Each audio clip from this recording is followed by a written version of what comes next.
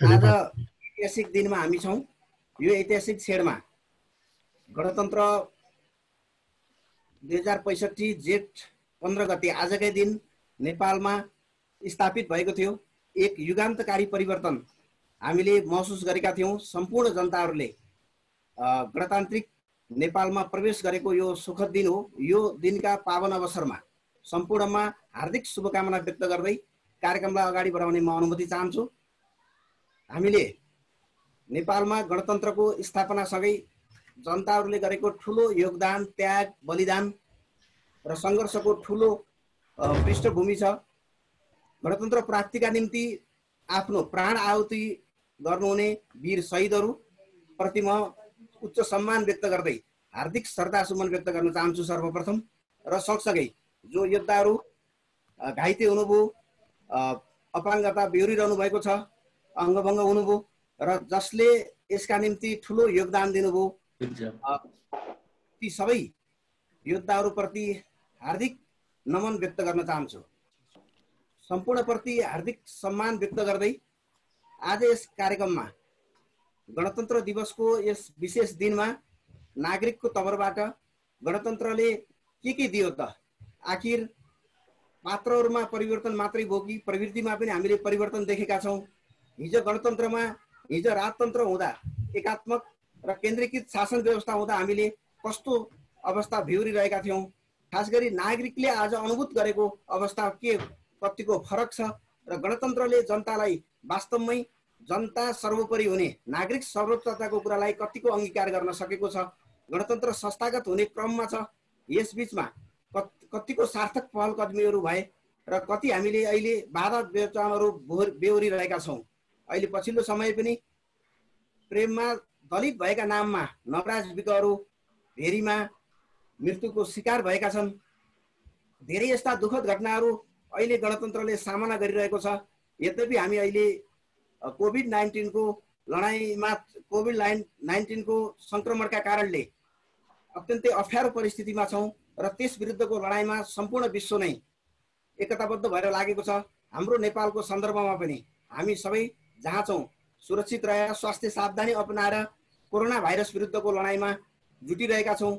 यस कठिन परिस्थितिमा गणतन्त्रका 12 वर्षमा हाम्रा भोगाईहरू, जनताका भोगाईहरू र नेतृत्वले देखाउनु पर्ने कुशलताका विषयहरूमा हामीले विशद चर्चा र संवाद गर्नेछौँ।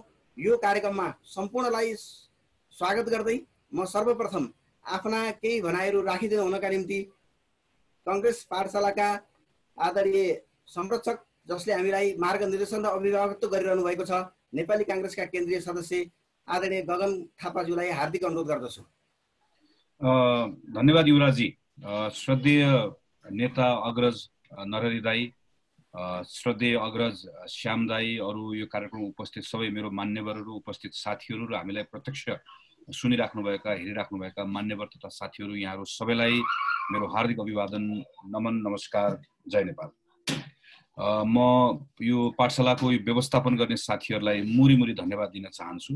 गणतन्त्र दिवसको उपलक्ष्यमा यो गणतन्त्र शब्द र नारामा मात्र सीमित नरहोस्, यसको माने र यसको भावमा यसलाई हामीले सार्थक बनाउन सकौँ, यसको प्रेरणा यो दिवसले हामी सबैलाई दियोस् भन्ने शुभेच्छा प्रकट गर्न चाहन्छु। युवराजीले भन्नुभएको जस्तै म सबै शहीदहरूलाई, घाइतेहरूलाई सम्झन चाहन्छु र आन्दोलनका ती दिनहरू एकपटक फेरि स्मरण गरेर आफू पनि त्यो ऊर्जा फेरि एकपटक प्राप्त गर्न चाहन्छु र ऊर्जा यहाँहरू सबैलाई पनि मिलोस् भन्ने शुभेच्छा प्रकट गर्छु। म खालि अहिले कार्यक्रमको प्रारम्भमा स्वागत गर्न मात्रै यो क्षणमा आएको छु। अलि पछाडि मेरो आफ्नो कुरा राख्नेछु। म नरहरी दाईलाई धेरै धन्यवाद दिन चाहन्छु। आजको हाम्रो यो मञ्चमा आइदिनु भयो। श्याम दाईलाई धेरै धन्यवाद, सहभागी साथीहरूलाई धेरै धन्यवाद। नरहरी दाई दुईटा कुराले आजको कार्यक्रम विशेष हुनुहुन्छ। नेपाली कांग्रेसको हाम्रो पुस्तालाई त्यो गणतान्त्रिक चेतना, त्यसलाई बीजारोपण गरिदिने, गणतान्त्रिक चेतनालाई बोक्नका निम्ति हामीलाई त्यसका निम्ति चाहिँ तयार गराइदिने एकजना नाम लियो भनेर भन्दै गर्दा मेरो पुस्ताको हामी कसैले पनि एकछिन पनि नअल्मलिकन हामी नरहरी दाईको नाम लिन्छौँ। कि त्यो बेलामा पार्टीभित्रको हाम्रो आफ्नो परिवेशमा हामीले हाम्रा राजनीतिक प्रबन्धहरूलाई कसरी लिन्थ्यौँ, त्यसका बारेमा हाम्रा बुझाइहरू के थिए, त्यो बदल्ने क्रममा चाहिँ त्यसलाई नारामा बदलिनु, भाषामा बदलिनु र त्यसलाई ग्रहण गर्ने कुरा फरक कुराहरू हो।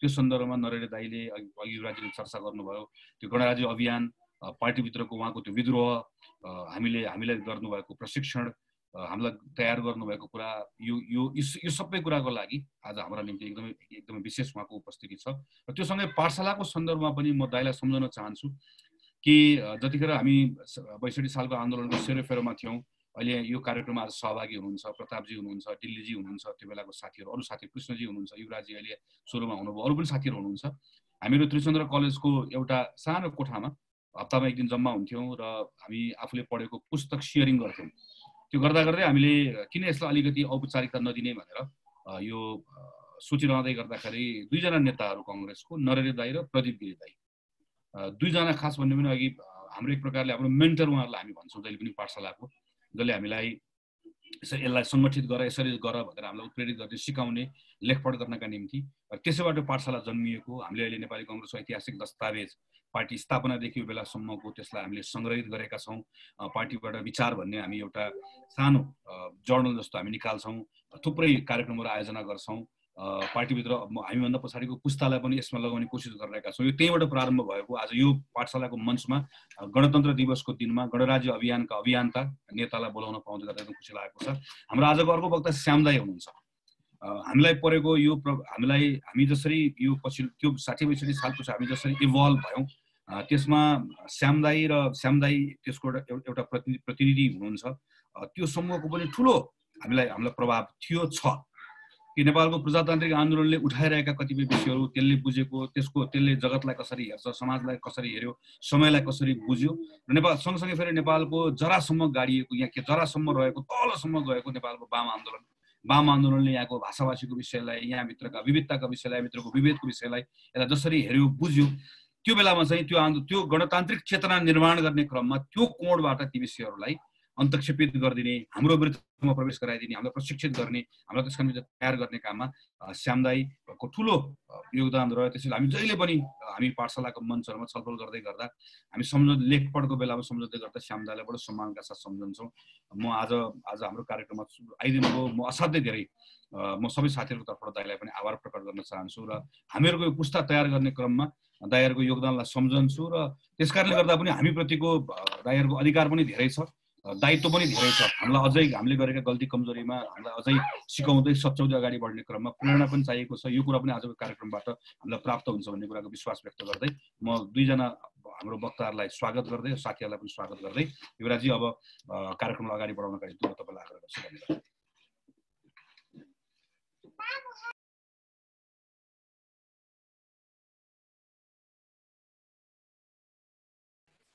हार्दिक धन्यवाद गगन दाइ हामीसँग धेरै पार्टीका नेताहरू अग्रजहरू जोडिराख्नु भएको छ मैले सबैलाई कम्तीमा स्वागत गर्ने प्रयत्न गर्नेछु केही बेर पश्चात हामी ढिलो नगरिकन कार्यक्रम अगाडि बढाउन पर्ने भएकाले यो कार्यक्रममा हाम्रा यस कार्यक्रमका प्रमुख व्यक्तित्व नेपाली कांग्रेस र समग्र नेपालभित्रै गणतान्त्रिक शासन व्यवस्थाको अग्रणी अभियन्ता नेता आदरणीय नरहरी दाइलाई आफ्ना विचारहरू राखिदिनका लागि म हार्दिक अनुरोध गर्दछु।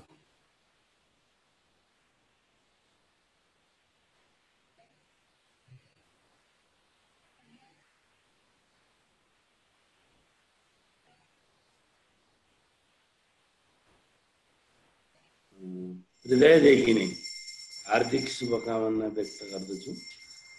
अब गणतन्त्र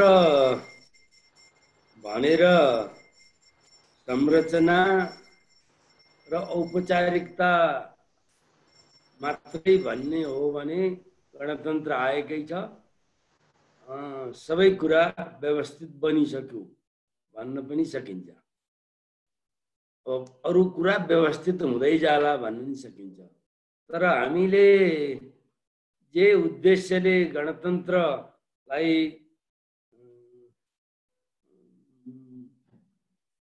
पहल गर्दै थियौं र अहिले पनि हामी गणतन्त्रलाई नै पहल गरिराखेका छौं, त्यो कसरी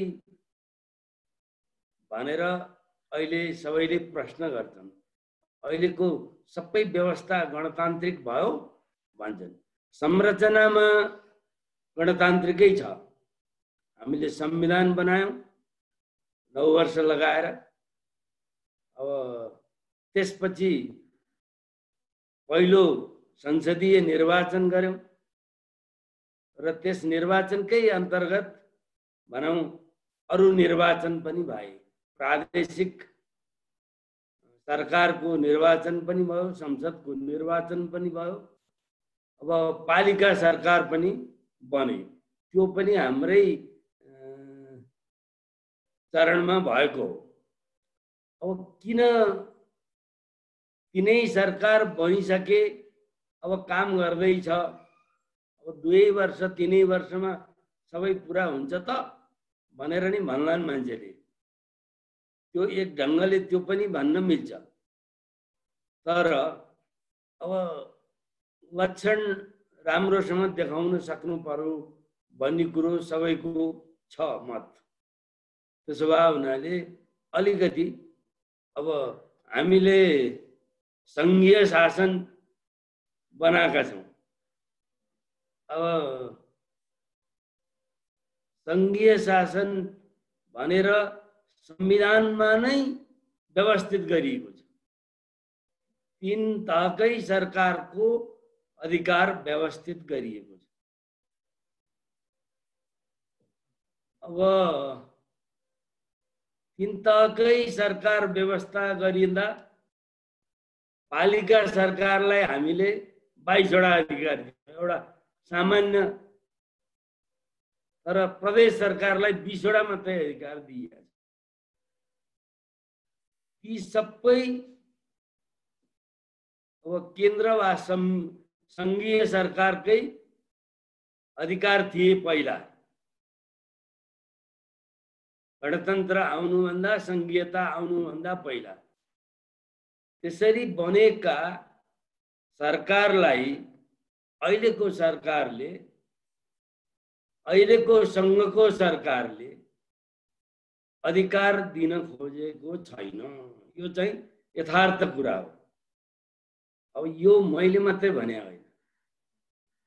अब म त अब बाहिरबाट हेरिरहेको मान्छे, विपक्षी पार्टीको मान्छे भनिएला अहिलेको हिसाबले। तर अब हामीले अधिकार पाएनौँ संविधान अनुसारकै पनि भनेर भन्ने चाहिँ प्रदेशका मुख्यमन्त्रीहरू नै छन्। उनीहरू नै एक प्रकारले विद्रोहकै तहमा छन्। अब एउटा त भनौँ 2 नम्बर प्रदेश त अब नेकपा भन्दा विपरीत विचारको प्रदेश भयो मान्यो। अरू त उनै पार्टीका हुन्। तर उनै पार्टीका हुँदा पनि तिनीहरूबाट पनि त्यसको आलोचना गरि नसक्नु उनीहरूलाई भएको छ। त्यो किन भयो भन्ने हामीले बुझ्नुपर्छ। त्यस्तै फेरि प्रदेश र सङ्घले हामीलाई अधिकार दिएन भन्छन् पालिकाहरू। अब यो त अब सँगै केही मात्रामा रहला पनि, तर हरेक स्थिति आउँदा यो कुरा भइरहन्छ। अब अहिले यतिखेर हामीलाई परेको अप्ठ्यारो कोरोना भाइरसको विश्वव्यापी महामारी छ। अब त्यो विश्वव्यापी महामारी भइरहेको स्थितिमा पालिका सरकारले सबै व्यवस्था गर्नु परेको छ। अब तैपनि उसलाई साधन स्रोत पहिलेकै पुरानै जस्तै सीमित छ। केन्द्रले खटाउनु, केन्द्रले दिने भन्छ। त्यसो भए हुनाले यो चाहिँ मानसिकता अझै गएको छैन। यसलाई हामीले राम्रोसँग समीक्षा गरेर यी सबै अप्ठ्याराहरूलाई सम्बोधन गर्न सक्यौं भने यो गणतन्त्रको प्रयोगात्मक अवस्था राम्रो हुनेछ भन्ने मलाई लाग्छ।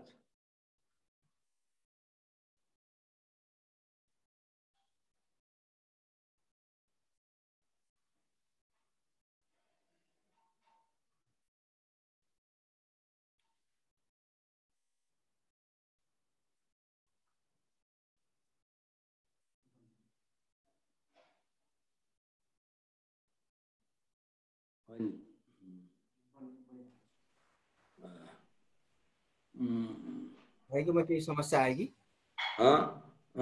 केही समस्या आएको छैन। त्यसो भए हुनाले सबै कुरा यिनै सन्दर्भ हेरेर विचार गर्नुपर्छ।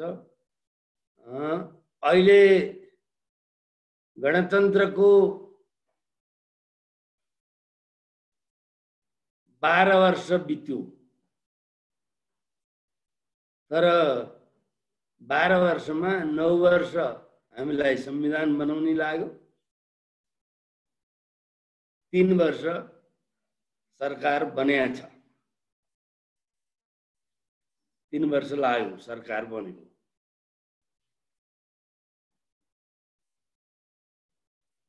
यसले गरेका केन्द्रीय सरकारले गरेका कामहरू अहिले हेर्दा अलिकति निराश हुनुपर्ने स्थिति देखियो। किनभने अस्ति भर्खरै 2टा अध्यादेश आयो। पहिलो त अध्यादेश आउनु किन पर्यो? अब तुरुन्तै संसदको अधिवेशन हुँदैछ,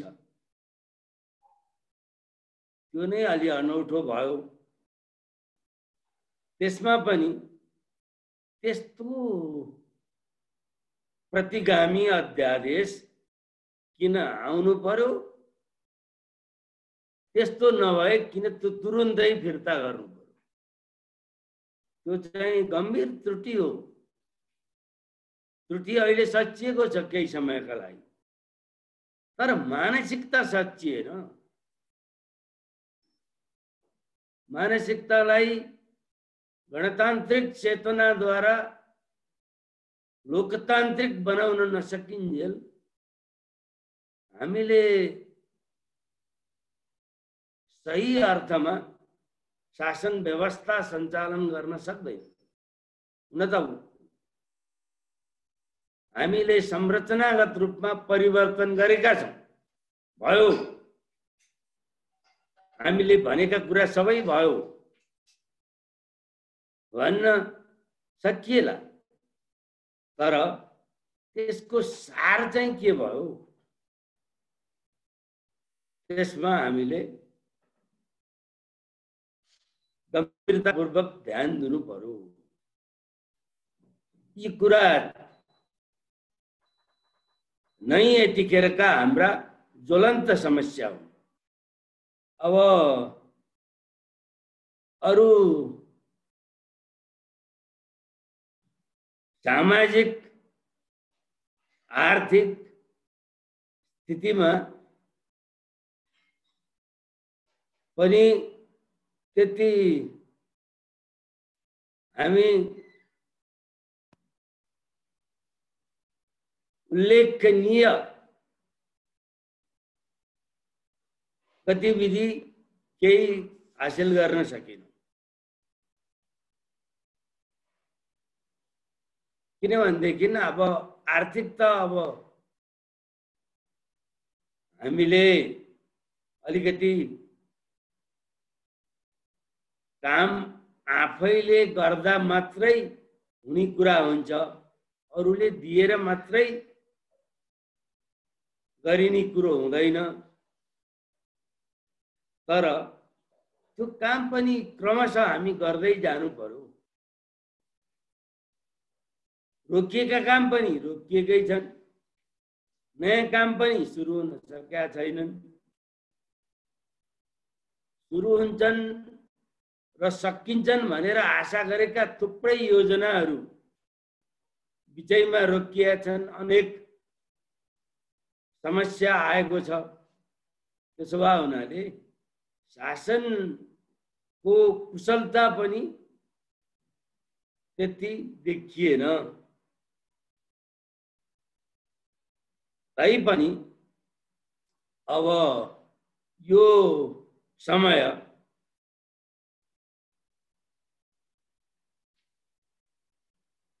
खुला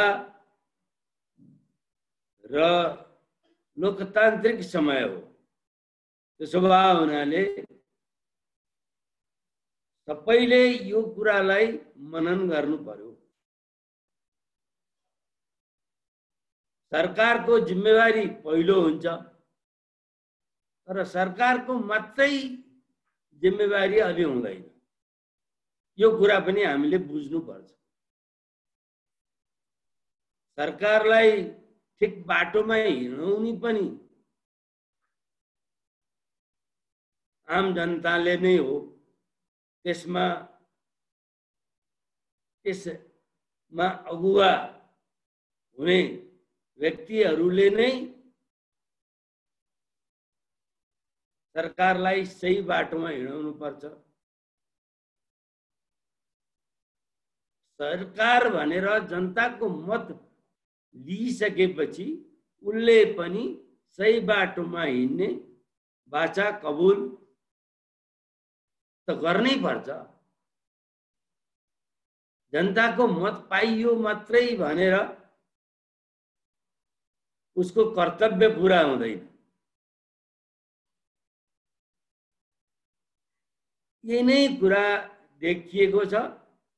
आगामी दिनमा हामीले यी सबै कुरालाई हृदयङ्गम गरेर बुझेर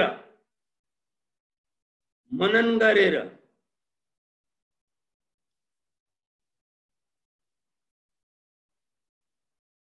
कार्यहरू सम्पादन गर्न सकियो भने त्यो यथार्थमा राम्रो हुन्छ। अब यिनै कुरालाई ध्यान दिँदै सबै काम गर्ने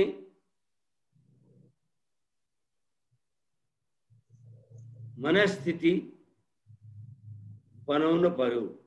सरकारले अग्रसरता लिनु पर्यो। अब प्रदेश सरकार र पालिका सरकारले भनेका कुराहरू पनि कमसे कम केन्द्र सरकारले गर्नुपर्ने जे जति कुरा छन्, किनभने पहिले यहाँ सरकार केन्द्र सरकार मात्रै थियो। त्यसो भए हुनाले केही जिम्मेवारी हुन्छ उसको, उसले पनि त्यसमा दिशा निर्देशन गर्नुपर्छ। त्यो आवश्यक हुन्छ। ती सबै काम गर्न सकियोस्। जनताले अहिले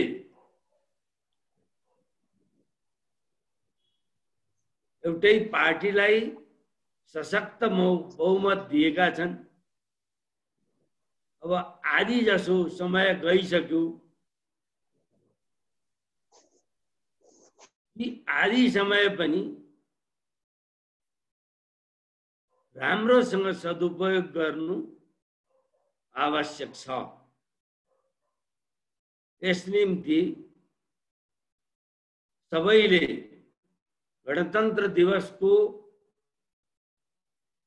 सम्झना गरेर शहीदहरूले गरेको बलिदान र संघर्ष गर्नेहरूले गरेको संघर्ष सबैलाई याद गरेर ती काम गर्न सकुन् यही मेरो शुभकामना छ।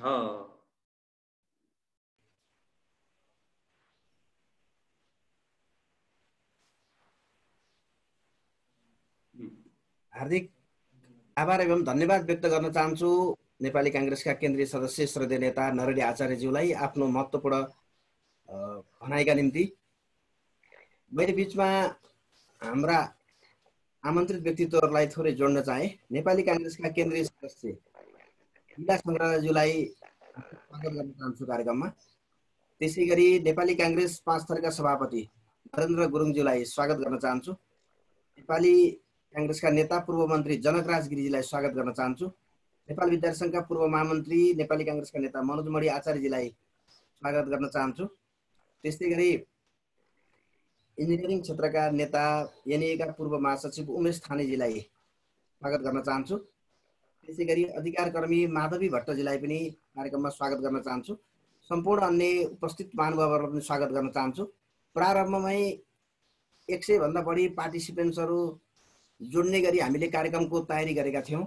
यसमा प्राविधिक कारणवश एक अपग्रेड भएको सिस्टमले काम नगरिरहेको कारणले पर्न गएको असुविधाप्रति सम्पूर्ण कार्यक्रममा जोडिन चाहनुभएका र हामीले जोइन गर्न नसकेका महानुभावहरूप्रति हार्दिक क्षमायाचना गर्दै फेसबुक लाइभबाट पनि हाम्रो यो कार्यक्रमलाई सुन्न र हेर्न सक्नुहुनेछ भन्ने अनुरोध गर्दै म कार्यक्रमलाई अगाडि बढाउन चाहन्छु। प्राविधिक रूपमा हामीलाई महेश दुलालजीले मद्दत गरिरहनु भएको छ। अब कार्यक्रममा आफ्ना भनाइहरू राखिदिनु हुन म राजनीतिक विश्लेषक, नागरिक अगुवा, लेखक एवं बुद्धिजीवी आदरणीय श्याम श्रेष्ठज्यूलाई हार्दिक अनुरोध गर्दछु। गणतन्त्र दिवसको उपलक्ष्यमा म सबैलाई शुभकामना दिन चाहन्छु, साथै नमस्कार पनि गर्न चाहन्छु। गणतन्त्र भनेको एउटा प्रक्रियाको नाउँ हो। यो प्रक्रिया एउटा दिशा भनिन्छ यसलाई, जहाँ शासक चुनिएको मात्र हुन्छ र समुदाय नै सबभन्दा माथि हुन्छ, त्यो नै गणतन्त्र हो। नेपालमा हामीले अहिले भर्खरै 65 सालमा मात्र गणतन्त्र आयो भनिरहन्छौँ। वास्तविकता त्यस्तो होइन। गणतन्त्र नेपालको लागि नयाँ व्यवस्था होइन। हामी कहाँ यो चाहिँ बुद्धका बुबा शुद्धोधनको शाक्य गणराज्य थियो। सानो गणराज्य थियो, तर त्यहाँ चाहिँ शासक चुनिन्थ्यो। शुद्धोधन चुनिएका शासक थिए। यही हामीले पशुनारायण शाहका पुर्खा द्रव्य शाहको पालामा पनि गोर्खामै घलेहरूको कबिलाई गणराज्य थियो र त्यो पनि त्यहाँ पनि शासकहरू चुनिन्थ्यो, जनताद्वारा चुनिन्थ्यो। जनताद्वारा शासक चुनिने अनि जनता नै सर्वोच्च हुने, समुदाय नै सर्वोच्च हुने, त्यो खालको एउटा सिस्टमको नाम हो गणतन्त्र। गणतन्त्रमा एउटा प्रक्रिया जारी हुन्छ। त्यहाँ चाहिँ जनता र शासकको अन्तर्क्रिया भइरहेको छ लगातार। शासकले केही कुरा बेठिक कुरा गर्न साथ जनताहरू, समुदायहरू सडकमा आउँछन् वा विरोध जनाउँछन्। विरोध जनाए पछाडि त्यो विरोधको आवाज बमोजिम शासक सच्चिन बाध्य पनि हुन्छ, पछाडि हट्न बाध्य हुन्छ वा आफ्ना क्रियाकलापहरू सच्याउन बाध्य हुन्छ। त्यो खालको कुराको नाउँ हो गणतन्त्र। नेपालमा गणतन्त्र यतिखेर जारी छ। शासकहरूले बिचमा थुप्रै कुराहरू गरेका छन् र त्यसलाई फिर्ता लिनको लागि पनि बाध्य भएका छन्। भर्खरैको कुरा गर्ने हो भने त्यो 2वटा अध्यादेश जो सरकारले ल्यायो त्यो जनताकै प्रतिक्रियामा फिर्ता हुन बाध्य भएको हो। त्योभन्दा अगाडि पनि गुठी विधेयकको कुरा छ, त्यहाँ पनि शासकहरू फिर्ता हुन बाध्य भएको कुरा हो। यस्तो खालको जनताले शासकले गरेको कुराप्रति प्रतिक्रिया जनाउने र शासकले त्यो प्रतिक्रिया अनुसार प्रतिक्रियाको भोल्युम हेरेर फिर्ता हुन वा सच्चिन बाध्य हुने, त्यो खालको सिस्टमको नाम हो गणतन्त्र। हामीले खोजेको त्यही हो। गणतन्त्र नेपालमा अब हामीले 12 वर्षदेखि जारी छ भन्छौँ। पछिल्लो काल मात्र 12 वर्षदेखि जारी भएको, त्योभन्दा धेरै लामो समयदेखि गणतन्त्र नेपालमा जारी छ। अब नेपालमा गणतन्त्र आइसके पछाडि पछिल्लो गणतन्त्र, यो लोकतान्त्रिक सङ्घीय गणतन्त्र आइसके पछाडि यो के भयो त नेपालमा भन्दाखेरि पहिलो कुरा त नेपाली जनता आफैले चुनेको प्रतिनिधिहरूले संविधान सभा बनाएर संविधान जारी गर्ने कुरा भयो, जुन हाम्रो 6 सालदेखिको सपना थियो त्यो सपना पुरा भएको छ। त्यो गणतन्त्रको एउटा महत्त्वपूर्ण उपलब्धि हो। गणतन्त्रले नेपाली जनतालाई इतिहासमा पहिलो पटक शिक्षा, स्वास्थ्य, घाँस बास र रोजगारी पनि मौलिक हकको रूपमा दिने कार्य गर्यो र यो संविधानमै मौलिक अधिकारको रूपमा लेखियो, राज्यको दायित्वको रूपमा लेखियो। यो इतिहासमा पहिलो पटक नेपालमा भएको हो। यो एउटा उल्लेखनीय उपलब्धि हो। गणतन्त्रले नेपालमा दलित र महिलाहरूलाई आफ्नो जनसङ्ख्याको अनुपातमा राज्यको सबै निकायमा सहभागी हुने त्यो खालको अधिकार पनि दियो र त्यो खालको अधिकार नेपालमा दक्षिण एसियामा कुनै पनि मुलुकमा थिएन।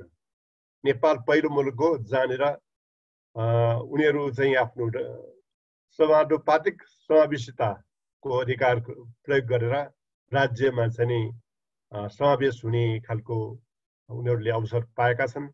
यही अवसरका कारण योभन्दा अघिल्लो संसदमा 6-7% को अनुपातमा थिए। 56-57 को संसदमा महिलाहरू अहिले 33% को अनुपातमा पुगेका छन्। स्थानीय तहमा त लगभग 40% को अनुपातमा पुग्न सफल भएका छन्। यो पनि नेपाली गणतन्त्रकै उपलब्धि भन्नुपर्छ। नेपालमा गणतान्त्रिक आन्दोलन नभएको भएदेखि यो कुरा सम्भव थिएन। अब दलितहरू योभन्दा अगाडिको शासन व्यवस्थामा, बहुदलीय शासन व्यवस्थामा दलितहरू शून्य थियो। उनीहरू चाहिँ प्रतिनिधि सभामा उनीहरूको उपस्थिति थिएन। 48 सालको एउटा प्रतिनिधि सभामा 1 जना दलितको उपस्थिति थियो। त्योदेखि बाहेकको कुनैमा पनि दलितको उपस्थिति थिएन, शून्य थियो। त्योभन्दा पछाडि पहिलो संविधान सभामा दलितहरू 8% को अनुपातमा पुगेका छन्। अहिले लगभग 7% को अनुपातमा पुगेका छन्। दलितहरूको शून्यबाट 7-8% को उपस्थितिमा दलितहरू देशको कानुन निर्माण गर्ने ठाउँमा पुग्नु पनि एउटा ठुलो उपलब्धिको रूपमा लिनुपर्छ। हुनुपर्ने जति भएको छैन। यो 13% हुनुपर्ने हो तर भएको छैन। तर पहिलेको तुलनामा यो काफी एउटा प्रगति मान्नुपर्छ हामीले। अब त्यस्तै गरेर जनजातिको उपस्थिति पनि र मधेसीको उपस्थिति पनि, मुस्लिमको उपस्थिति पनि राज्यमा बढेको छ। मुस्लिम जनसङ्ख्या जति छ लगभग त्यति नै उनीहरू राज्यको यो संसदमा कानुन बनाउने ठाउँमा उनीहरू पुग्न सफल भएका छन्। मधेसीहरू पहिलोमा त उनीहरूको जनसङ्ख्या भन्दा पनि ज्यादा 2% ज्यादा थिए। अहिले अलिकति कम छन् तर उनीहरू पहिले भन्दा उनीहरूको अनुपात बढेको छ र दलित जनजातिको उपस्थिति पनि काफी धेरै बढेको छ। यसरी नेपालमा पाखा परेको समुदायले राज्यको निकायमा सहभागी हुन अवसर पाउनु एउटा ठुलो उपलब्धिको रूपमा लिन सकिन्छ। महिलाकै हिसाबले भन्ने हो भने निजामती संरचनामा महिलाको उपस्थिति 65 सालकै कुरा गर्ने हो भने लगभग 11% थियो। अब अहिले उनीहरू 26% को अनुपातमा राज्य संरचनामा पुगेका छन्। यो पनि एउटा महत्त्वपूर्ण उपलब्धि हो। र त्यस्तै गरेर न्यायालयमा पनि महिलाको उपस्थिति बढेको छ। उनीहरू अहिले 14-15% को उपस्थिति राख्छन्। योभन्दा पहिले 1 जना मात्र महिला भएको ठाउँमा अहिले चाहिँ महिलाहरू 3 जना, सर्वोच्च न्यायालयमा 3 जना महिला पुगेको स्थिति छ। त्यसरी चाहिँ हामीहरूले समावेशिताको मामलामा गणतन्त्रको यो यात्रा व्यर्थ गएको छैन। हामीले प्रगति नै गरेका छौँ। अब अघि नरहरि आचार्यज्यूले भनिसक्नु भएको जस्तो हाम्रो संविधान दिन नै 9 वर्ष लाग्यो। त्यसले गर्दाखेरि यो राज्य संरचना तलसम्म निर्माण हुनको लागि हामीलाई भर्खरै हामीले 2-2.5 वर्ष अगाडि हामीले निर्माण गर्न सक्यौँ र त्यो निर्माण भएको छ र गणतन्त्रको एउटा प्रक्रिया हो त्यो। र त्यहाँनिर अब पहिले बजेट त्यसरी जाँदैन थियो। अहिले स्थानीय तहले पहिलेको जिल्ला तहले भन्दा ज्यादा अधिकारहरू हकहरू प्राप्त गरेको छ। प्रदेश अलिकति निम्छरो भएको छ, प्रदेशमा अधिकार त्यति जान सकेका छैन। प्रदेशमा अधिकार जानु पर्थ्यो, मनज्ञ मात्रामा जानु पर्थ्यो। अघिल्लो संविधान सभाले जाने पनि पारेको थियो, तर पछिल्लो संविधान सभाले त्यो अधिकारलाई काट्यो र प्रदेशमा जानुपर्ने जति अधिकार गएको छैन। प्रदेशलाई अलिकति कमजोर बनाइएको छ। तर स्थानीय तहमा चाहिँ पहिलेको तुलनामा धेरै नै ज्यादा अधिकारहरू गएको छ। माध्यमिक शिक्षासम्मको अधिकार त्यही गएको छ, सहकारीको अधिकार त्यही गएको छ। एफएम सञ्चालनदेखि लिएर स्थानीय अब विकास आयोजना, चाहे चाहिँ सडकको होस् चाहे विद्युतको होस्, त्यो आयोजना गर्नको लागि अब केन्द्र धाइराख्नु पर्दैन, त्यो त्यहीँबाट फत्ते हुन्छ, त्यहीँबाट निर्णय हुन सक्छ। त्यो ढङ्गको अधिकार गएको छ। हामीले अहिले अधिकार त दियौँ, स्थानीय तहलाई मनज्ञ अधिकार दियौँ, तर मनज्ञ अधिकार दिए जस्तो बजेट दिन सकेका छैनौँ। अधिकार जति दिएर बजेट नदिनु भनेको काम गर्नको लागि अवरोध खडा गर्नु जस्तै हो। अहिले 15% बजेटबाट जान्छ, जानेर केन्द्रमा सबभन्दा कम अधिकार छ त्यहाँ लगभग 70% बजेट राखिएको छ। तल प्रदेश र स्थानीय तहमा सबभन्दा धेरै काम गर्नुपर्ने त्यसले भएको छ, त्यसलाई 30% बजेट राखिएको छ। यो पटक्कै मिल्दोजुल्दो भएको छैन। यो गणतान्त्रिक चेतना अथवा सङ्घीयताको सिद्धान्त बमोजिम भएको छैन। तर यो चाहिँ नेपालमा भइरहेको छ, यो हामीले सच्याउनु पर्ने छ। यो चाहिँ नेपालमा प्राकृतिक स्रोत सम्बन्धी राजस्व सम्बन्धी बाँडफाँडको एउटा आयोग पनि बनेको छ। त्यो आयोगलाई हामीले एकदमै अधिकारविहीन जस्तो बनाएका छौँ। त्यसले काम गर्नुभन्दा अगाडि नै कानुन बनाएर त्यसको अधिकार खोज्ने खालको प्रबन्ध गरेका छौँ। सबै कुन भाग कसलाई राजस्व कति दिने भन्ने कुरा त्यसले निर्णय गर्नु पर्थ्यो। हामीले त्यसले निर्णय गर्न नदिएर कानुनमा पहिले पनि तोकिदियौँ। स्थानीय तहलाई 15, प्रदेशलाई 15 भनेर त्यो आयोगलाई हामीले पूर्ण संरचनाको आयोग पनि बनाएको छ। एकजना मान्छे दिएका छौँ, बाँकी दिएका पनि छैनौँ। यसरी चाहिँ संघीयतालाई अहिलेको यो गणतन्त्रमा संघीयतालाई चाहिँ हामीहरूले संघीयताको मर्म बमोजिम, संघीयताको स्पिरिट बमोजिम गर्ने काम, अधिकार दिने, स्रोत दिने, कर्मचारी दिने काम पनि गरेका छैनौँ। र यसले गर्दाखेरि कस्तो भएको छ भनेदेखि फेरि पनि अधिकार तल दिएको अधिकारलाई, संविधानले नै दिएको अधिकारलाई बिस्तारै बिस्तारै फिर्ता लिने खालको प्रयत्न भइरहेको छ। अब शिक्षाको, माध्यमिक शिक्षाको अधिकार सम्पूर्ण रूपमा तल छ, तर त्यसको अधिकार फिर्ता लिएर अब केन्द्रले नि पाठ्यक्रम बनाउने कामहरू सुरु गरिसकेका छ। शिक्षक तलको अधिकार हो, तर शिक्षकहरू अब शिक्षा मन्त्रालयले नियुक्ति गर्ने खालको प्रक्रिया थालेको छ। यो चाहिँ के हो भने अब एक हातले दिने अर्को हातले लिने खालको एउटा प्रक्रिया चलेको छ नेपालमा। नेपालको राजनीतिक नेतृत्वले गणतन्त्रमा संघीयतालाई बुझेन, संघीयताको स्पिरिटै भएन। उहाँहरू केन्द्रीकरणको भावना बमोजिम चलिराख्नु भएको छ। मुखमा राजतन्त्र छ, तर उहाँहरूको संस्कृति, उहाँहरूको प्रवृत्ति चाहिँ सामन्ती राजतन्त्रको संस्कृतिले भरिएको जस्तो देख्छु। सारा अधिकार आफैले मुठ्याउनु पर्ने, सादा अधिकार आफैमा केन्द्रित गर्नुपर्ने, त्यो खालको एउटा प्रवृत्ति उहाँहरूमा देखिरहेछ। त्यसले गर्दाखेरि त्यो चाहिँ मिलिराखेको छैन। त्यो चाहिँ एउटा ठुलो दुर्गुणको रूपमा नेपालमा देखा परिरहेको छ। अब नेपालमा यतिखेर गणतन्त्रले दिनुपर्ने के हो त भने कृषि क्रान्ति दिनुपर्ने हो, भूमि सुधार दिनुपर्ने हो। अघिल्लो अन्तरिम संविधानमै लेखिएको थियो त्यो कुरा, वैज्ञानिक भूमि सुधार गर्ने भन्ने कुरा लेखिएको थियो। विश्व शान्ति सम्झौतामा पनि त्यो कुरा थियो। तर त्यो दुटै कुरालाई नेपालमा बिर्सने काम भएको छ। देशमा अहिले वामपन्थी सरकार आएको छ। वामपन्थीले त कृषि क्रान्ति र भूमि सुधार त झनै पहिलो प्राथमिकता राखेर गर्नुपर्ने, उनीहरूको घोषणा पत्रमा पनि त्यो कुरा छ।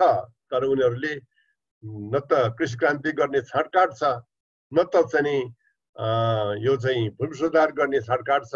अहिले पनि नेपालको भूमि सम्बन्धी संरचना सामन्ती संरचना जस्तै छ। सबै काम गर्ने मान्छे जो छन् तिनीहरूसँग जमिन छैन। जोसँग चाहिँ जमिन छ त्यो जमिनमा कहिले पाइला टेक्न जाँदैनन् तिनीहरू। र यसले गर्दाखेरि भूमि सम्बन्धमा अधिकांश भूमि लगभग 40% भूमि बाँझो पर्ने स्थिति छ नेपालमा। त्यो भनेको नेपालको लागि ठुलो विडम्बना हो। गाउँमा त्यो भूमिको लागि भूमि सुधार नभएर, कृषि क्रान्ति नभएर अधिकांश मान्छे यतिखेर विदेश गएको स्थिति छ। लगभग 43 लाख मान्छे त भारत बाहेकको अन्य मुलुकमा रहेको स्थिति छ। त्यसले गर्दाखेरि तिनीको विप्रेसनले अहिले नेपाल टिकेको स्थिति छ। नेपालको गणतन्त्रको यात्रा नेपालमा यो नेपालको उद्यमशीलताको हिसाबले पनि धेरै नकारात्मक रहेको भनेर भन्छु म। किनभने हामीहरूले गणतन्त्र ल्याउँदाखेरि हामी 4 रुपियाँ 84 पैसा बराबरीको निर्यात गर्दाखेरि आयात गर्दाखेरि 1 रुपियाँ बराबरीको निर्यात गर्थ्यौँ। अहिले 15 रुपियाँ बराबरीको आयात गर्दाखेरि 1 रुपियाँ बराबरीको निर्यात गर्छौँ भनेको मतलब 3 गुणा हाम्रो विदेश प्रतिको परनिर्भरता बढ्यो।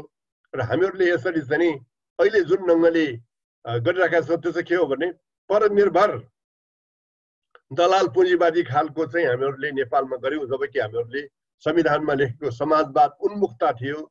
समाजवाद उन्मुक्ताबाट भनेको त नेपालमै उद्यमशीलता बढाउने, नेपालमै जनतालाई चाहिँ शिक्षामा चिन्ता लिनु नपर्ने, स्वास्थ्यमा चिन्ता लिनु नपर्ने स्थिति बनाउने र नेपालमा सामाजिक सुरक्षाको घेरो बढाउँदै गएर आम जनतालाई चाहिँ बलियो बनाउने त्यो खालको स्थितिमा जानुपर्नेमा अहिले त हाम्रा प्रधानमन्त्री आफै शिक्षामा चाहिँ यो सरकारी स्कुलहरू, सामुदायिक स्कुलहरूलाई तिम्रो जिम्मा लिदियो भनेर निजी स्कुललाई आह्वान गर्दै हुनुहुन्छ। यो कुनै समाजवादमा मिल्ने कुरा होइन। अमेरिकाको शिक्षाले पनि यस्तो शिक्षामा चाहिँ निजीलाई प्राथमिकता दिँदैन। 12 कक्षासम्मको शिक्षा त राज्यले नै जिम्मा लिन्छ। तर यहाँ त नाम समाजवादको छ, नाम गणतन्त्रको छ, शिक्षा चाहिँ नाफाखोर निजीलाई चाहिँ जिम्मा दिने खालको कुरा भइरहेको छ। त्यस्तै खालको स्वास्थ्य पनि। त्यसकारणले हाम्रोमा विडम्बना पनि सानोतिनो विडम्बना छैन। अहिलेको स्थितिमा भन्ने हो भनेदेखि हामीहरूले यो गणतन्त्रको जुन स्पिरिट हो त्यो स्पिरिटमा काम गर्न सकेका छैनौँ। हिजो भ्रष्टाचार टेबल मुनिबाट हुन्थ्यो 65 साल अगाडिबाट भनेदेखि 65 साल पछाडि टेबल माथिबाटै भ्रष्टाचार हुन थालेको छ। भ्रष्टाचार संस्थागत हुन थालेको छ। हाम्रो चुनाव पनि त्यत्तिकै महँगो भएको छ। त्यसले पनि भ्रष्टाचारलाई नै मलजल गरिरहेको जस्तो देखिन्छ। एउटा चुनाव लड्नको लागि एकजना मान्छेलाई करोड रुपियाँ चाहिने भन्दाखेरि त सर्वसाधारण गरिबका छोरा त चुनाव लड्ने स्थिति नै रहेन। अब धनीले मात्र चुनाव लड्ने र डनले मात्र चुनाव लड्ने खालको स्थिति हामीले बनायौँ। यो पनि यतिखेरको हामीले सच्याउनु पर्ने खालको कुरा छ। र अब अहिलेको स्थितिलाई हामीहरूले यसरी हेर्ने हो भनेदेखि गणतन्त्रमा केहीमा हामीले राम्रो गर्यौँ, कहीँ कुरामा हामीले खराब गरेका छौँ। गणतन्त्रको मूल स्पिरिट बमोजिम हामी चल्न सकेका छैनौँ। हाम्रा नेताहरूको अहिलेको चाल चलन, बानी, प्रवृत्ति, संस्कृति त्यो राजतन्त्रात्मक रहेको छ। हाम्रो बदलेको राजनैतिक प्रणाली, नबदलिएको नेता र नेताको प्रवृत्ति, यो चाहिँ यतिखेर गणतन्त्रको सबभन्दा ठुलो विरोधाभास भएको छ। अहिले म यति भनौँ, पछाडि अरू प्रश्नमा अरू कुरा गरौँला।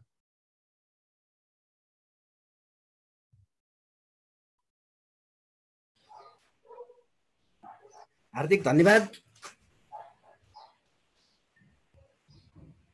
हार्दिक धन्यवाद श्याम श्रेष्ठ सर। हामीसँग कार्यक्रमको बिचमा केही अतिथिहरू जोडिनु भएको छ।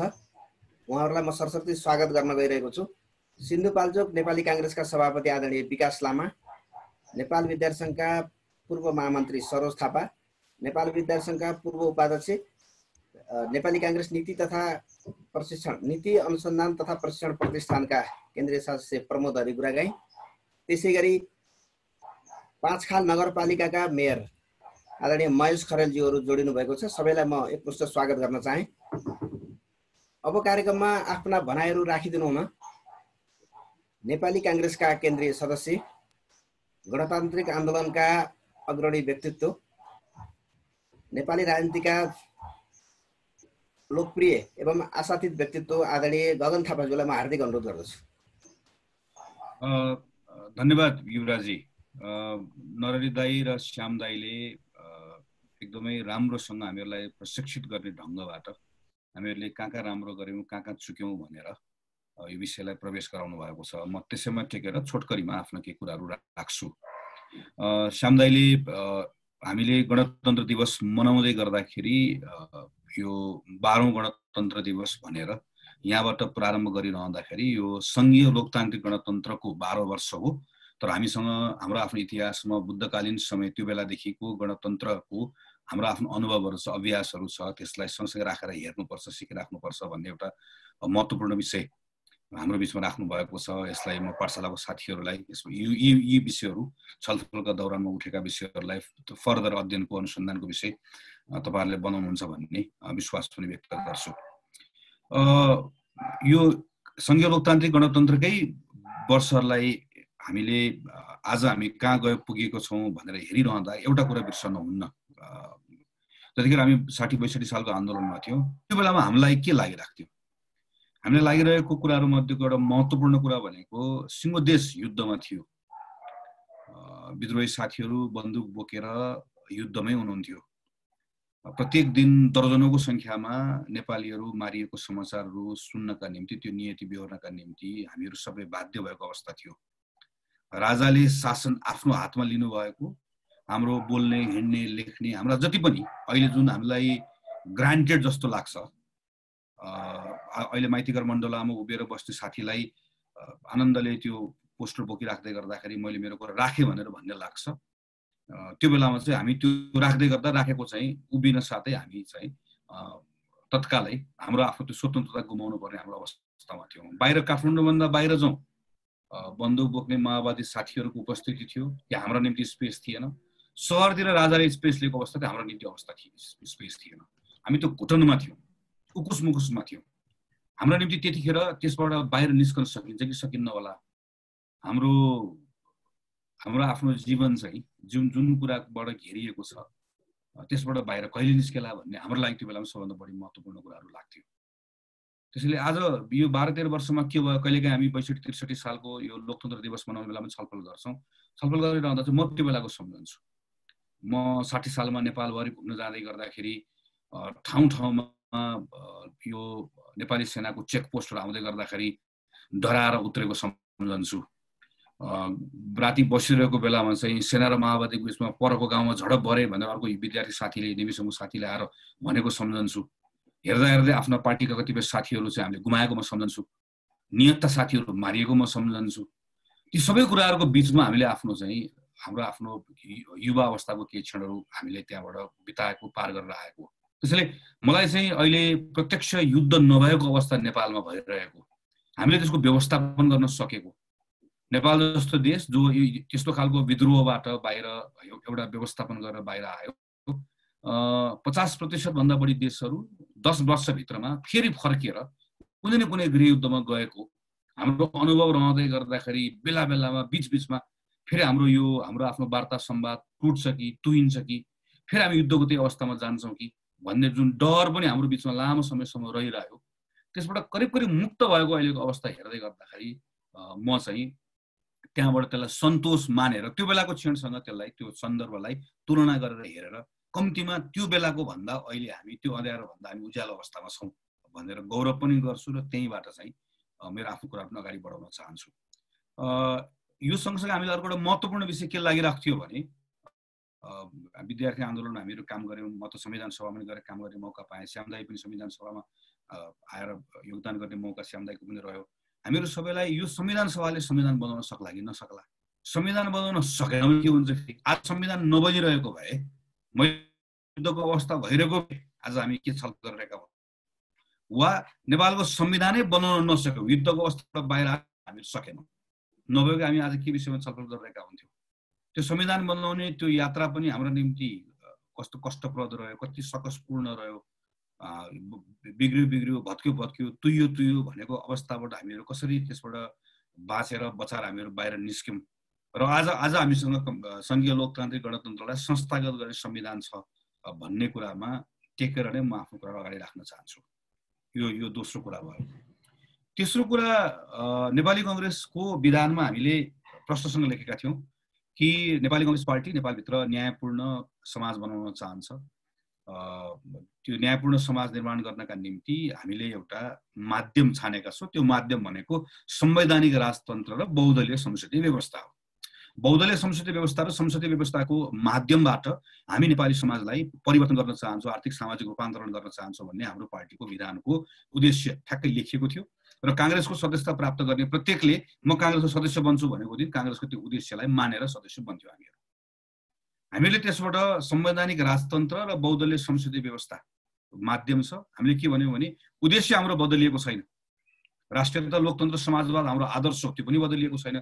राष्ट्रियता लोकतन्त्र समाजवादको आदर्श एवं सिद्धान्त अनुरूप संसदीय व्यवस्था र संवैधानिक राजतन्त्रको माध्यमबाट आर्थिक सामाजिक परिवर्तन गरेर न्यायपूर्ण गतिशील समाज निर्माण गर्ने हाम्रो उद्देश्य भनेर हामी भन्थ्यौँ र बिचमा हामीले के गर्यौँ जस्ताको तस्तै राख्यौँ। उद्देश्य हामीले माध्यम हामीले फेर्यौँ, किन माध्यम बदलिन्छ। आदर्श हाम्रो त्यही हो, गन्तव्य हाम्रो त्यही हो, तर यो माध्यम काम लाग्दैन, त्यसलाई हामी माध्यम बदल्छौँ भनेर हामीले संवैधानिक राजतन्त्र भन्ने त्यहाँको माध्यम हामीले झिक्यौँ।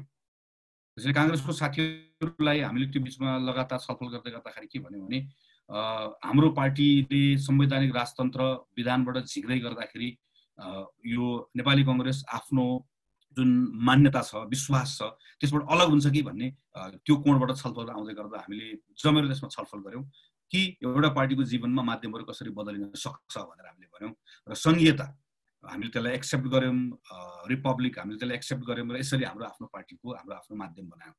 त्यो बनाउने बेलामा हामी किन तयार भयौँ त संवैधानिक राजतन्त्रलाई हाम्रो आफ्नो विधानबाट? थुप्रै पक्षहरू छ, त्यो मात्र एउटा महत्त्वपूर्ण पक्ष म सम्झन्छु। त्यो बेलामा तयार भएको कुरा के थियो भने नेपालको मोनार्कीसँग हामीले पटक पटक सङ्घर्ष गऱ्यौँ, सम्झौता गऱ्यौँ।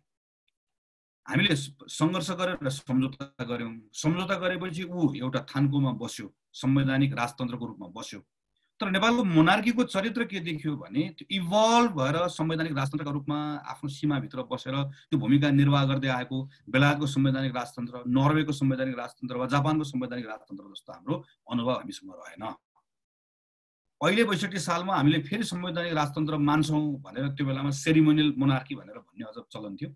सेरिमोनियल रोल मात्र दिन्छौँ भनेर राख्यो भने नेपालको मोनार्कीले फेरि ४-५ वर्ष पछाडि फेरि त्यो बेलामा हाम्रो आफ्नो लिबरल डेमोक्रेसीले राम्रोसँग चाहिँ त्यहाँभित्रको डेमोक्रेसीभित्रका एक्टर्सहरूले डेलिभर गर्न नसक्दा, अपेक्षाहरू पुरा गर्न नसक्दाखेरि एक खालको असन्तुष्टि हुन्छ जो अहिले रहिरहेको छ। र यो असन्तुष्टि यदि मल्टिपार्टी डेमोक्रेसी मात्र रहिराख्यो भनेदेखि भने त्यो असन्तुष्टिहरू कसरी, त्यसको निकास कसरी आउँछ भने दल बदलिन्छ, नेता बदलिन्छ, पात्र बदलिन्छ, प्रवृत्ति बदलिन्छ, कहिले चुनावबाट बदलिन्छ, कहिले आन्दोलनबाट बदलिन्छ, तर त्यो बदलिने ठाउँहरू भेटिरहेको छ।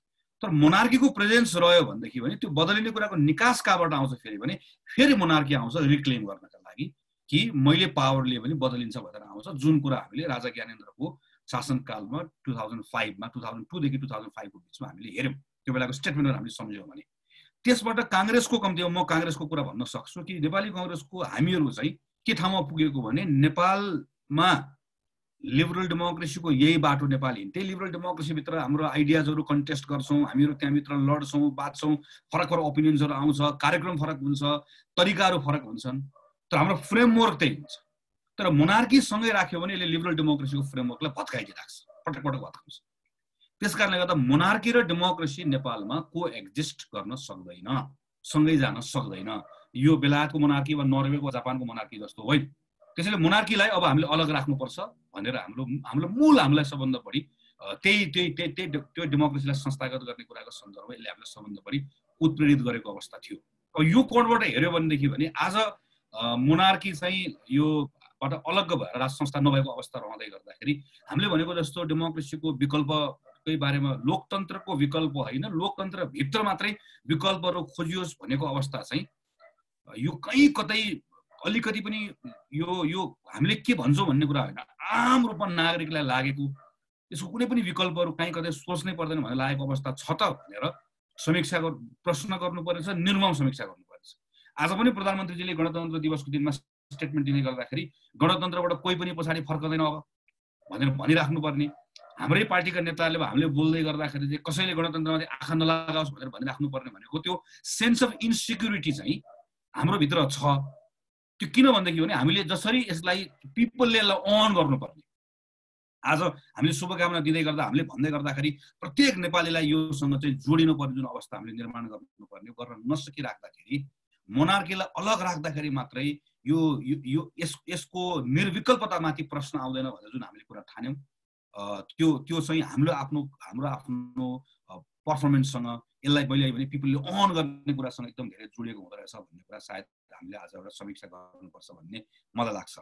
मलाई लागेको अर्को विषय भनेको चाहिँ हामीले मोनार्कीबाट गणतन्त्रमा जाँदै गरेको सोचेको मोनार्कीले कसरी हेर्ने भयो भने देश भनेको मेरो प्राइभेट प्रपर्टी हो, त्यसैले राजभक्ति भनेकै त्यो एक प्रकारले हामीले जसलाई राष्ट्रवाद भन्छौँ त्यो त्यसको मियो त्यसको केन्द्रमा के छ भन्दा राजा छ, राजभक्ति छ। त्यसले हामी त्यो बेलाको हामी त्यतिखेरको भाष्य हामीले सम्झ्यौँ भनेदेखि भने हाम्रा गीत कविता साहित्य सबैले केलाई लिएर जाने भयो, हाम्रो भूगोलको कुरा गर्ने भयो र त्यो भूगोलको संरक्षकका रूपमा कसलाई प्रेजेन्ट गर्नु भने राजालाई प्रेजेन्ट गर्ने भयो, मियो उसलाई मान्ने हो। राजाको राजभक्ति भनेकै इभेन्चुअली के हो भन्दा राजभक्ति भनेकै राष्ट्रको भक्ति हो, त्यो राजा भनेकै त्यही हो भन्ने ढङ्गबाट यसलाई हामीले त्यसरी स्थापित गर्यौँ। त्यो स्थापित भएको अवस्था थियो।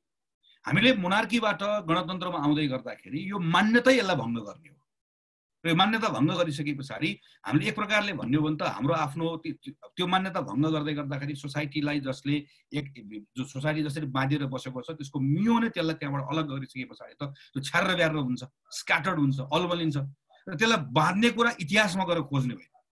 बाँध्ने कुरा चाहिँ के गौरव गर्ने कुराहरू गौरव गर्ने हो, लिने कुराहरू लिने हो, ग्रहण गर्ने कुराहरू ग्रहण गर्ने हो। आखिर हामी त्यहीबाट आएको, त्यहीसँग जोडिएर आएको हाम्रो आफ्नो समृद्ध इतिहासका ती पाटाहरूसँग छोड्नुपर्ने कुरालाई छोड्ने हो र एउटा नयाँ यात्रा प्रारम्भ गरे। नयाँ यात्रा प्रारम्भ गर्नका निम्ति हामीलाई टेक्ने आधार भनेको हामीले आफ्नो संविधानलाई बनाउने हो। त्यसले हामीले संविधानको सन्दर्भमा के भन्यो भने हाम्रो नेसनलिजमको खास नेसनलिजमको लागि हामीले त्यसलाई प्रस्तुत गर्दै गर्दा संवैधानिक देशभक्ति कन्स्टिट्युसनल प्याट्रियोटिजम हाम्रो निम्ति अबको सिद्धान्त यो हुन्छ। यो तपाईँ हाम्रो कन्स्टिट्युसनले के भन्यो, नेपालभित्रको विविधतालाई स्वीकार गर्यो, नेपालभित्र हिजो ऐतिहासिक हिसाबले विभेदहरू भएको थियो भन्ने कुरालाई मान्दै यसलाई सच्याउँछु भन्ने कुराको सङ्कल्प गर्यो। यो कन्स्टिट्युसनल प्याट्रियोटिजम नै अबको नेपालको हाम्रो देशभक्तिको हाम्रो आधार भनेको यो संवैधानिक देशभक्ति हाम्रो यो आधार हो भनेर हामीले यसलाई यसरी मान्यौँ र त्योसँग हाम्रो लगाव, त्योसँग हाम्रो प्रेम, त्योसँग हामी जोडिने कुरा र यसको आधारमा चाहिँ हाम्रो नागरिकका व्यवहारहरू, हाम्रो सम्बन्धहरू परिभाषित गर्दै जाने भन्ने हामी गणतन्त्रमा जाँदै गर्दाको अर्को हाम्रो ठुलो सङ्कल्प यो थियो। अब यो ठिक ढङ्गले गएको छ भनेर यसको दुईटा पाटो छ। अघि श्यामदाईले चर्चा गर्नुभएको एउटा यसको सकारात्मक पाटोहरू छ, हामीले कतिपय ठाउँमा ल्याएका बदलावहरू। अघि युवराजीले प्रारम्भमा चर्चा गर्नुभएको अहिले एउटा प्रतिनिधि घटना हो, रुकुममा भएको घटनाले हामीले यो विषयले सँगसँगै हामीले राखेर हेऱ्यौँ भनेदेखि भने वा अहिले सिमानामा भइरहेको विषयहरूका सन्दर्भमा हामी प्रत्येक नेपालीको देशभक्तिको आधार भनेको चाहिँ हाम्रो सिमाना जति हाम्रो देशभक्तिको एउटा आधार हो, त्यहाँभित्र व्यक्त हुने हाम्रो प्रेम जति आधार हो। सिमानामा अलपत्र परिरहेका मानिसहरूका बारेमा फेरि चाहिँ जुन अलमल हो हामीले हेऱ्यौँ भनेदेखि भने यो विषयका सन्दर्भमा यसलाई हामी जसरी स्थापित गर्नुपर्ने हो, यसलाई यो स्थापित गर्ने कुरामा पनि हामी कतै चुकी परेका छौँ कि यसलाई यो पनि अझै गहिरोसँग छलफल गर्नुपर्ने। हाम्रो देशभक्तिको परिभाषा के हो? मान्छे पनि हो, माटो पनि हो। मान्छे भन्दै गर्दा त्यो मान्छेभित्र को हो त? फेरि त्यो मान्छेको परिभाषाभित्र को पर्छ? हिजोको जस्तै श्रेष्ठताको जुन हाम्रो अग्लो होचो ठाउँहरू छ त्यो कुराहरू हामीले कसरी भत्कायौँ? यी सबै कुराहरूलाई पनि गणतन्त्रभित्रको एउटा हाम्रो बहसभित्र जसरी लिएर जानुपर्ने लान सकेनौँ कि भन्ने मलाई लागेको अर्को विषय हो। मेरो तेस्रो विषय भनेको चाहिँ अर्को कुरा हामीले त्यही अब यससँग जोडिन्छ, मोनार्कीसँग जोड्दै गर्दाखेरि मोनार्की के हो त? मोनार्की राजाको जेठो छोरा राजा हुने अथवा वंशानुगत हुने, हेरिडिटरी जुन एरिस्टोक्रेसी छ जन्मको आधारमा प्राप्त गर्ने कुरा, वंशको आधारमा प्राप्त गर्ने कुरा कोसँग रह्यो? नारायण रेड्डीमा रहेको राजासँग रह्यो। नारायण रेड्डीमा रहनुभएको राजा त अहिले हामीसँग पूर्व राजा हुनुहुन्छ, नागरिक हुनुहुन्छ, हाम्रै बिचमा हुनुहुन्छ, आफ्नो ठाउँमा सम्मानित नागरिक भएर बस्नु भएको छ। तर राजा विदा गर्दै गर्दा त हामीले त्यो परम्परालाई नै हामीले त्यसबाट सोसाइटीलाई अलग गर्न खोजेको हो नि त। तर त्यो हामीले त्यसरी हेऱ्यौँ भने त राजा कहाँ छ त?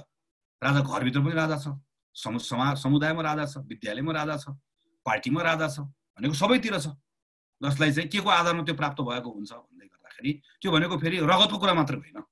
त्यो भनेको जस्तो हामी कहाँ जन्मियौँ भन्ने कुराबाट, हामी के भएर जन्मियौँ भन्ने कुराबाट, यसको आधारमा हाम्रो आफ्नो भाग्य निर्धारण हुने, हाम्रो आफ्नो अवस्था र अवस्थिति निर्धारण हुने कुराहरू चाहिँ हामीले कोही सम्पत्तिमाथिको पहुँचको आधारमा होला, कोही कुनै भाषाभाषीको कारणले गर्दा होला, कोही कुनै जातको कारणले गर्दाखेरि होला, यी सबै कुराबाट नेपाल अलग हुन्छ है। मान्छेले अर्न गर्छ, यी मान्छेहरू फरक हुन्छ। हामीहरूको यसको अर्थ फेरि हामीले प्राप्त गर्ने अवसरहरू यो समान अवसरहरू बनाउने कुरा भनेको चाहिँ हाम्रा पोलिसीको डिजाइनले बनाउने कुराहरू, म त्यसमा पनि अहिले आउँछु। तर यो कुरा नैसर्गिक हिसाबले नै हाम्रो विविधता यहाँको नैसर्गिक अवस्था भइसके पछाडि नैसर्गिक हिसाबले नै हामीले यी कुराहरू चाहिँ कसैले बढी पाउने कसैले कम पाउने कुराहरू निर्धारण हुँदैन भनेर जुन हामीले त्यो हेरिडिटरी एरिस्टोक्रेसीलाई हामीले जुन भत्काउने भनेर भन्यौँ त्यो भत्काइयो त। त्यसबाट नेपाली समाज अलग भयो त? हाम्रो अगाडि आउने अर्को एउटा क्वेसन चाहिँ सायद यो पनि होला। त्योसँग यो हेरिडिटरी एरिस्टोक्रेसीसँग मुक्त हुने कुराले त्योसँग अर्कोसँगै कुरा आउने भनेको चाहिँ हामीले संविधानको माथि नै लेख्यौँ कि प्रत्येक नेपालीको स्वतन्त्रताको हकको कुरा हामीले गर्यौँ। त्यसपछि हामीले नेपालीको समानताको हकको कुरा गर्यौँ र स्वतन्त्र र समान भइसके पछाडि उसले के पाउँछ? उसले सम्मानपूर्वक बाँच्न पाउँछ, डिग्निफाइड लाइफको कुरा गर्यौँ। गणतन्त्रको अर्को मेजर कुरा भनेको चाहिँ प्रत्येक नेपालीले पाउने डिग्निफाइड लाइफ। त्यो डिग्निफाइड लाइफ चाहिँ को हामीले हेऱ्यौँ भनेदेखि भने अब यो 12 वर्षमा हामीहरू एकातिर हाम्रो संरचना के भयो, यो के भयो, हामीले सबै नम्बर जब हेर्न अरू हेर्न सक्छौँ। अब हामीले प्रत्येक नागरिकले हेर्न सक्छ। मेरो डिग्निटीको हिसाबले यो 12-13 वर्षमा म जस्तो थिएँ त्यो भन्दा म चाहिँ म अझ मोर डिग्निफाइड, मेरो लागि चाहिँ म आत्मसम्मानपूर्वक बाँच्न पाउने, मर्यादित जीवन बाँच्न पाउने अवस्था चाहिँ यो 12-13-15 वर्षमा सुध्रिएको छ भनेर कुनै एउटा नागरिकले भन्ठान्छ भने उसका निम्ति गणतन्त्र सार्थक भएको छैन भन्ठान्छ भनेदेखि भने हामीले के बोल्यौँ के भन्यौँ त्यो राष्ट्रपति निवास कहाँ बनायो भन्ने कुराहरू गाउनुहुन्छ। त्यो डिग्निफाइड लाइफसँग फेरि फरक मान्छेको फरक कुरा जोडिएको हुन्छ।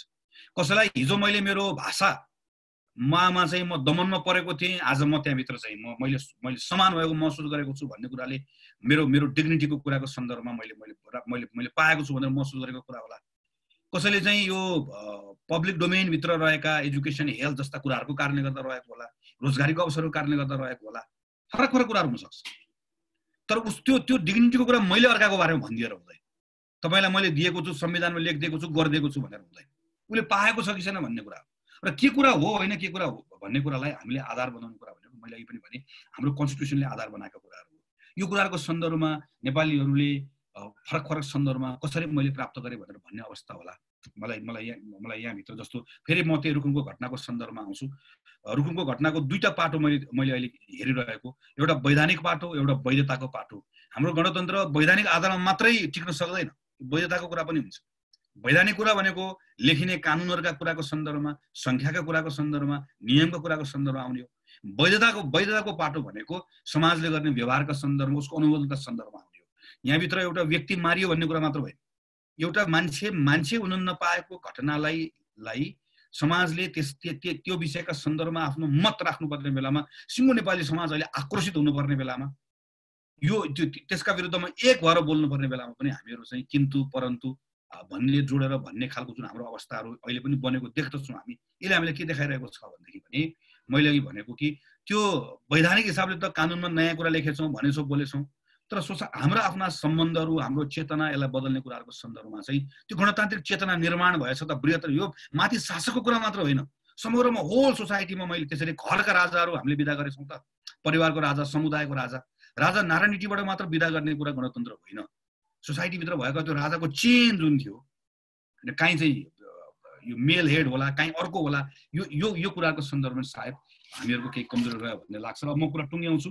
मलाई अर्को कुरा लागेको चाहिँ हामी गणतन्त्र भन्दै गर्दा हाम्रो त्यो बेलामा जेनेरेसनको साथीहरू सडकमा नारा लाउन आउँदै गर्दा अर्को हाम्रो मन मस्तिष्कमा आएको एउटा चित्र कस्तो थियो भन्दाखेरि भने नेपालको इकोनोमीको पाइ, हाम्रो साइज यो जस्तो छ। हामीले फरक ढङ्गले भने हामी के भन्थ्यौँ भने यो अब व्यापक ठुलो हुन्छ।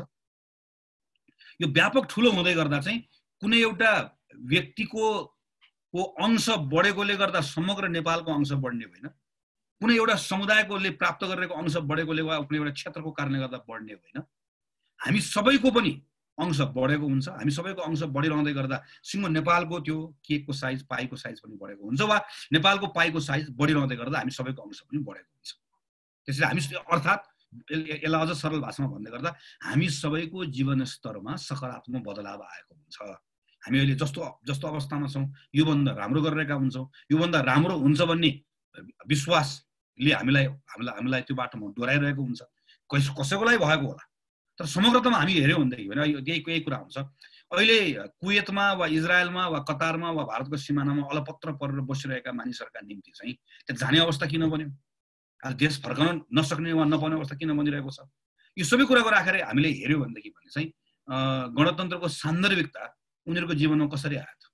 के 12, 13, 14, 15 वर्षमा चाहिँ हाम्रो साइज बढ्यो वा हाम्रो साइज बढ्दै गर्दा उनीहरूको साइज वा उनीहरूको अंश त्यसभित्र बढ्यो?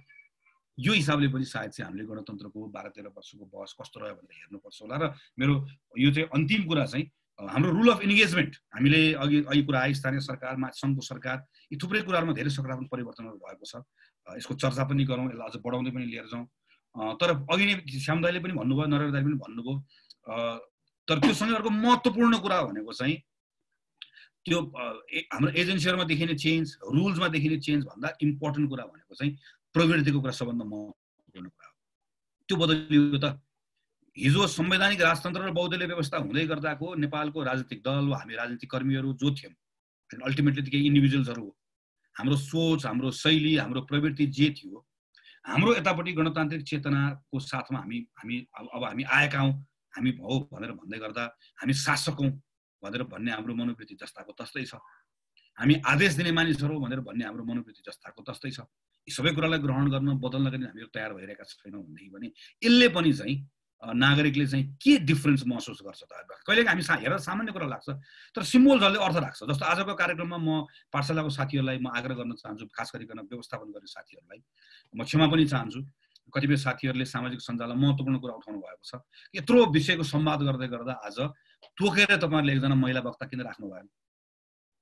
यसलाई हामीले सामान्य विषय मान्न पनि सक्छौँ, तर म यी विषयलाई सामान्य विषय मान्नु हुँदैन भन्ने म राख्न चाहन्छु। यो तपाईँहरूले अनइन्टेन्सनली गरेका कुराहरूलाई पनि हामीले यसलाई कन्सियसली सच्याउनु पर्छ, किनकि यस्तो सिम्बोल्सहरूले अर्थ राख्छ कि हामीहरू कतातिर जान कोसिस गरिरहेका छौँ भन्ने कुरालाई अर्थ राख्छ। राष्ट्रपतिजीको सवारीमा चाहिँ घन्टौँ बाटोमा कुर्नुपर्ने कुरालाई अर्थ राख्छ। किन अर्थ राख्छ भनेदेखि भने चाहिँ यिनै कुराहरूबाट चाहिँ त्यो हाम्रो राजनीतिक चेतना कस्तो बनिरहेको छ, कस्तो भइरहेको छ भन्ने कुरा तलको नागरिकले महसुस गर्ने। यो कुरामा हामीले चेन्ज देखाउन सकेनौँ भनेदेखि भने हेर्दा सानसानो कुरा भए पनि हामी आफूलाई शासकै ठान्छौँ। हामी अहिले पनि यहाँभित्र भएको कति कन्सियसली चेन्ज ल्याउने कुरामा तयार हुँदैनौँ। हामी अरूले आदेश पालनै गर्नुपर्छ भन्ने कुरा ठान्दछौँ भने यी कुराहरूबाट चाहिँ नयाँ कुराको अनुभूति, राम्रो कुराको अनुभूति गर्ने अवस्था निर्माण हुँदैन। त्यसले गर्दा त्यति इन द्याट केस फेरि के हुन्छ, हामीले गणतन्त्र भनिरहँदा नागरिकलाई चाहिँ नयाँ कुरा, कुनै तन्त्र नयाँ आएको महसुस हुँदैन। यी कुराहरू पनि सायद हामीले छलफल गर्नुपर्ने, सच्याउनु पर्ने कुराहरू हुन्छ होला। त्यसैले म यति नै कुरा राख्दै मेरो आफ्नो कुरा टुङ्ग्याउँछु। धन्यवाद।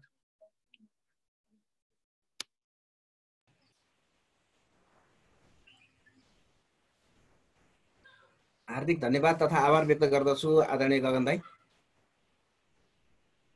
आज गणतन्त्र दिवसका बारेमा हामीले विशेष व्यक्तित्वसँग छलफल गऱ्यौँ र आजको दिन धेरै प्रश्नोत्तर नगरिकन हामी सबै आफै जिम्मेवार नागरिक हौँ र चाहिँ हामीले आजको दिनलाई खास शुभकामना आदान प्रदानको दिनका रूपमा एउटा विशेष दिन भएका कारणले पनि समीक्षा गर्ने र चाहिँ शुभकामना आदान प्रदान गर्नेका रूपमा मात्रै कार्यक्रमलाई अगाडि बढाएका छौँ र केही व्यक्तित्वहरू हाम्रो कार्यक्रममा केही ढिलो गरी हाम्रो प्राविधिक कुरा र उहाँहरूको आफ्नो कुराले केही ढिलो गरी पाल्नु भएको छ। उहाँहरूलाई मैले स्वागत गर्न चाहेँ।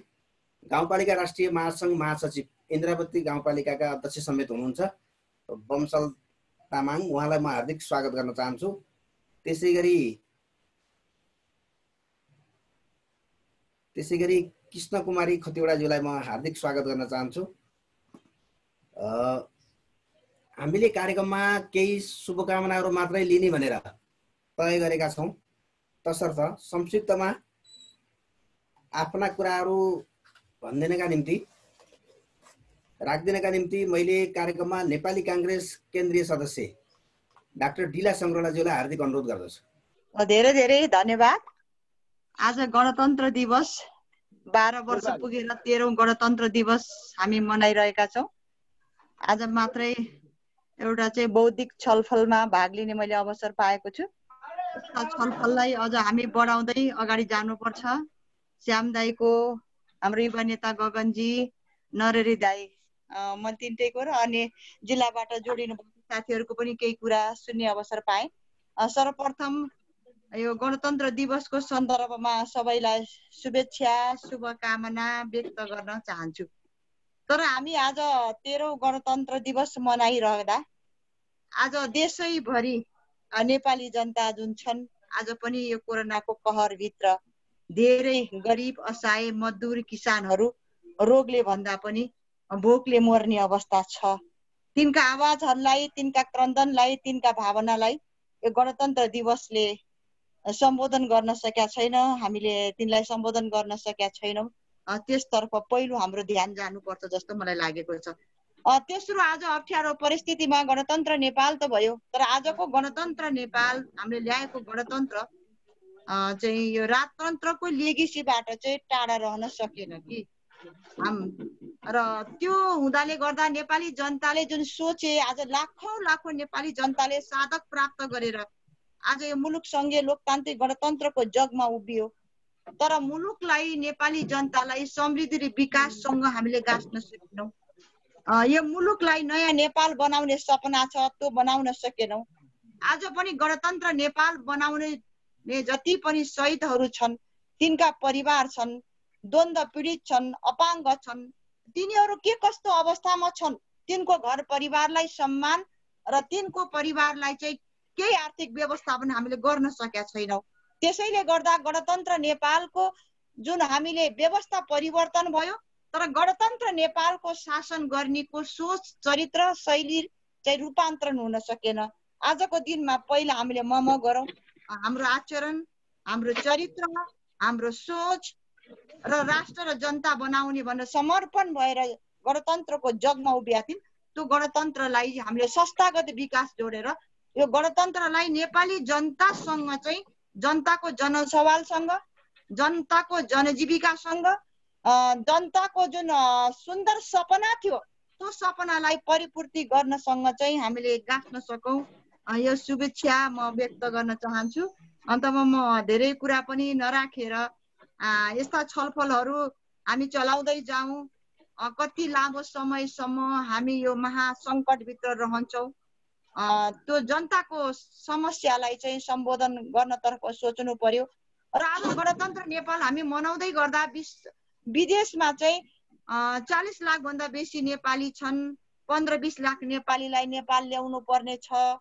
कामदारले हटाइसकेका छन्, आफ्नो भूमि आउन पाएका छैनन्, उनको क्रन्दन र रोदन छ। त्यसलाई पनि गणतन्त्र नेपाल बनाउने हामीहरू नेतृत्व गरिराखेका छौँ आजसम्म।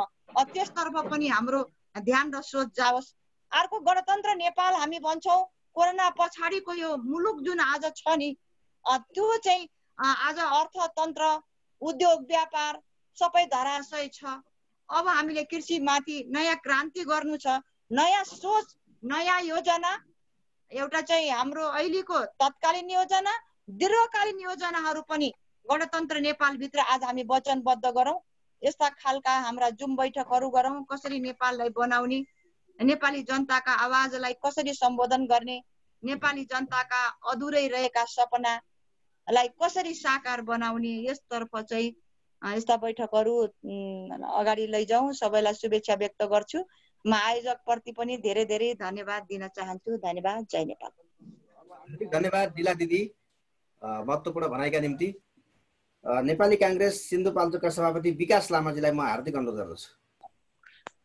धन्यवाद देवराजी। नेपाली काङ्ग्रेसका आदरणीय नेता नरहरि आचार्यज्यू, राजनीतिक विश्लेषक श्यामलाल श्रेष्ठज्यू, नेपाली काङ्ग्रेसका युवा नेता केन्द्रीय सचिव गगन थापाज्यू लगायत नेतागण, सबै साथीहरू, यो पाठशालाले जुन आज यो लोकतन्त्र दिवसको उपलक्ष्यमा जुन कार्यक्रम राख्नुभयो, जो व्यक्तित्वलाई हामीले आज सुन्न पायौँ, त्यसको लागि पाठशालालाई म हार्दिक धन्यवाद दिन चाहन्छु। मैले अब नरहरि दाइको सुन्न बाँकी छ, गगनजी र श्यामलालजीको मैले सुन्न पाएँ। मलाई यो चाहिँ एकदमै महत्त्वपूर्ण कुराहरू सुन्न पाएँ। डाटा पनि उहाँले दिनुभयो, श्यामलालजीले धेरै कुराहरू दिनुभयो। म चाहिँ उहाँलाई धेरै धेरै धन्यवाद दिन चाहन्छु र पाठशालालाई पनि धन्यवाद दिन चाहन्छु। मेरो कुरा धेरै छैन, खालि चाहिँ शुभकामना मात्रै दिनका लागि तपाईँहरूको बिचमा म यो मिटिङमा जुममा आएँ। यो चाहिँ गणतन्त्र दिवस आएको आज चाहिँ अब 12 वर्ष पुरा भएर 13औं वर्षमा प्रवेश गरेको उपलक्ष्यमा सम्पूर्णलाई म हार्दिक शुभकामना दिन चाहन्छु। महत्त्वपूर्ण कुरा चाहिँ अब अघि नै गगनजीले व्याख्या गर्नुभयो, यो चाहिँ अब गणतन्त्र चाहिँ गएपछि हैन हाम्रो चाहिँ व्यवहारमा कति सुधार आयो, हामी चाहिँ हिजोको राजा शैली हामीमा अझ विद्यमान छ कि छैन भन्ने कुराहरू आयो। अब श्यामलालजीले महत्त्वपूर्ण कुराहरू उठाउनु भएको छ, त्यो चाहिँ यो के अरे चाहिँ म चाहिँ यो महिलाहरूको चाहिँ जो प्रतिशत 11बाट चाहिँ 26 पुग्यो, अझै 33 पुर्याउनु पर्ने जुन चाहिँ यो चाहिँ संवैधानिक व्यवस्था छ त्यसलाई हामीले सुधार गर्नुपर्ने लगायतका धेरै कुराहरू यहाँ आइसकेका छ। त्यसले गर्दाखेरि म लामो बोल्न चाहन्न, उहाँहरूको म सुन्न लागि यहाँ चाहिँ म चाहिँ तपाईहरुको बैठकमा उपस्थित भएको छु। त्यसले गर्दा लामो नबोलिकन खालि शुभकामना मात्रै व्यक्त गर्न चाहन्छु। मेरो कुरा यति नै हो युवराजी। धन्यवाद। जय नेपाल। धन्यवाद विकास दाई। यसैगरी शुभकामनाकै निम्ति म पास्थर पार्टी सभापति नरेन्द्र केरुङ दाईलाई हार्दिक अनुरोध गर्दछु। नरेन्द्र केरुङ। म यो मिटिङको आयोजना गर्ने, पाठशालाका तर्फबाट आयोजना गर्ने र यसको होस्ट गर्ने तपाईँ युवराजजी र सबै आयोजकहरूमा हार्दिक आभार व्यक्त गर्दछु कि यति महत्त्वपूर्ण बैठकमा सहभागी हुने मौका दिनुभयो। आदरणीय चाहिँ नरहरि दाई, हाम्रो चाहिँ पार्टीका युवा नेता माननीय गगन थापाज्यू, हाम्रो श्याम दाई लगायत पार्टीका आदरणीय चाहिँ सभापतिज्यूहरू, आदरणीय नेताजीहरू, सबैभन्दा पहिले 13औं गणतन्त्र दिवसको उपलक्ष्यमा सबैमा हार्दिक शुभकामना ज्ञापन गर्न चाहन्छु र गणतन्त्र प्राप्तिको आन्दोलनमा आफ्नो जीवन उत्सर्ग गर्ने सबै शहीदहरूप्रति हार्दिक श्रद्धाञ्जली अर्पण गर्दछु र सम्पूर्ण नेता नेतृत्व जसले संघीय लोकतान्त्रिक गणतन्त्रात्मक मुलुक निर्माणका निम्ति चाहिँ नि आफ्नो चाहिँ जीवन समर्पण गर्नुभयो, सबै नेता नेतृत्वमा सम्मान गर्दछु। विशेष गरेर नरहरि दाईलाई आज हामीले साक्षात्कार रूपमा उहाँका महत्त्वपूर्ण विचारहरू श्रवण गर्ने मौका पनि मिल्यो। यसकारणले नरहरि दाईप्रति म फेरि पनि हार्दिक जय नेपाल भन्न चाहन्छु। गणतन्त्रको नारालाई नेपाली काङ्ग्रेसको मुद्दा बनाउनको निम्ति नरहरि दाई, हाम्रो गगनजी लगायतका सम्पूर्ण गणतन्त्रवादी हाम्रा तत्कालीन अवस्थामा चाहिँ युवा नेताहरू सबैमा म हार्दिक सम्मान व्यक्त गर्न चाहन्छु र जहाँसम्म अहिलेको परिस्थिति छ यो परिस्थितिप्रति व्यक्तिगत रूपमा म आफू र एउटा सचेत नेपाली नागरिकहरू सन्तुष्ट रहन सकेको अवस्था छैन। मैले अघि बिहान एउटा रेडियोलाई आफ्नो विचारहरू दिने क्रममा भनेको थिएँ, राजतन्त्र ढल्नुको कारण के हो, गणतन्त्र आउनुको मूल कारण के हो भनेर प्रश्न गर्नुभएको थियो। मैले के भने राजतन्त्र ढल्नुको प्रमुख कारण चाहिँ राजतन्त्र र राजपरिवारभित्र रहेका पात्रहरू जुन थिए त्यो पात्रहरूको कारणबाट राजतन्त्रप्रति जनताहरूको वितृष्णा जाग्दै जनताहरू इरिटेट हुँदै जाने प्रक्रियाले गर्दाखेरि अन्ततोगत्वा जब नेपाली काङ्ग्रेसले राजतन्त्रको विरुद्धमा गणतन्त्रको पक्षमा निर्णय लियो तत्पश्चात मात्रै राजतन्त्र ढलेको हो र गणतन्त्र स्थापना भएको हो भन्ने कुरालाई यहाँ पनि दोहोर्याउन चाहन्छु।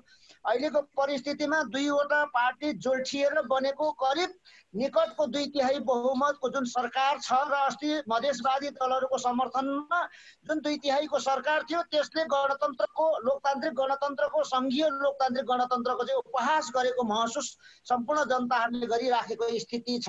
अघि नरहरि दाई, श्याम दाई लगायत गगनजी उहाँहरूको चाहिँ अत्यन्तै महत्त्वपूर्ण विचारहरू श्रवण गर्ने क्रममा पनि धेरै कुराहरू ज्ञात भएको छ। जनताहरू यतिखेर यो महामारीको समय छ, महामारीको समयमा यो गणतन्त्र नेपालले जन्माएको पहिलो स्थायी सरकार भनेर हामीले गर्व गर्ने गर्थ्यौँ। सो सरकारबाट हामीले कुनै पनि कुराको चाहिँ एउटा आश्वस्तता, एउटा भरोसा चाहिँ हामीले प्राप्त गर्न सकेका छैनौँ भन्ने आम जनताहरूको जनगुनासो मनगुनासो रहेको छ। यही मनगुनासो नै बिस्तारै बिस्तारै घृणामा परिणत हुने गर्दछ र यो व्यवस्थाप्रति नै अहिलेका सरकारका पात्रहरूको कारणबाट चाहिँ नि यो व्यवस्थाप्रति नै एक किसिमको गुनासो, एक किसिमको चाहिँ नि के भन्छ असन्तुष्टि हुँदै हुँदै यो घृणामा परिणत हुन सक्छ भन्ने कुराहरू पनि अहिलेको बौद्धिक जमातमा बहसको विषय हुन गएको छ। यस सन्दर्भमा यिनै विषयवस्तुमा आदरणीय राधेश्याम दाई, आदरणीय चाहिँ श्याम दाई, आदरणीय माननीय चाहिँ गगन थापाज्यू लगायतका विशिष्ट व्यक्तित्वहरू र आज यो मिटिङमा समावेश हुनुभएका आदरणीय नेता र नेतृत्वहरूबाट व्यक्त विचारहरूले मलाई पनि धेरै कुराहरू चाहिँ सिकाइ भएको छ। यसप्रति म युवराजजी मार्फत सबैजना आयोजक चाहिँ पाठशाला परिवार, पाठशालाका चाहिँ संरक्षक, पाठशालाका समिति सबैजनालाई नेपाली काङ्ग्रेस पाँचथर जिल्लाको तर्फबाट हार्दिक श्रद्धा र सम्मान व्यक्त गर्दै 13औं गणतन्त्र दिवसले नेपाली जनताहरूले चाहेको सङ्घीय लोकतान्त्रिक गणतन्त्र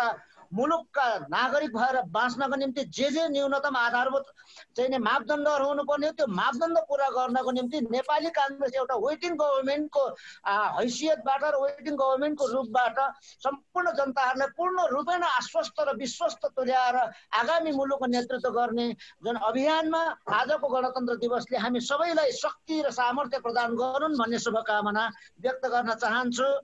युवराजी, हाम्रा महत्त्वपूर्ण धेरै व्यक्तित्वहरू यहाँ आउनु भएको छ। सबैलाई नाम लिएर स्वागत गर्ने अवस्था निर्माण हुन सकेन यो प्रविधिका कारण। छोटो समयमा हामी अन्तिम चरणमा छौँ।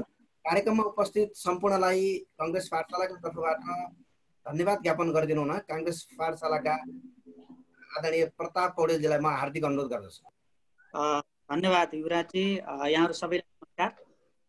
आज गणतन्त्र दिवसको सन्दर्भ पारेर काङ्ग्रेस पाठशालाले गणतन्त्रको यो आन्दोलनका ती दिनहरूलाई सम्झने प्रयास गरेको छ, गर्ने प्रयास गरेको छ। यो अब अगाडि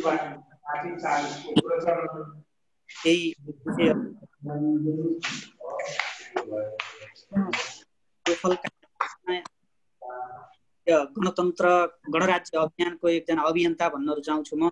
नेपाली काङ्ग्रेसका केन्द्रीय सदस्य आदरणीय अग्रज नरहरि दाइले समय दिनुभयो, आफ्ना कुराहरू राखिदिनु भयो, एकदमै धेरै आभारी छौँ हामी।